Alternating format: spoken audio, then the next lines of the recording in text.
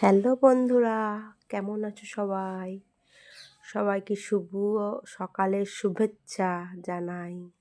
আশা করি সবাই ভালো আছো। চলো আজকে দেখো, আজকে আমাদের হচ্ছে হাঁসের পিকনিক। মানে আজকে আমি মুরগি কাটি, সেখানে কাটছি হাঁস। তো আজকে আমাদের একটা দাদাদের বাড়িতে পিকনিক হবে। ওদের বাড়িতেই খাওয়া দাওয়া হবে। তো ওখানে হচ্ছে হাঁসের পিকনিক। চলো এই দেখো, আমি হাঁস কাটছি, দেখে নাও। দেখো আমাদের দাদাভাই রান্না করছে। তো দেখো, ছাদেও খুব সুন্দর সুন্দর ফুল গাছ আছে।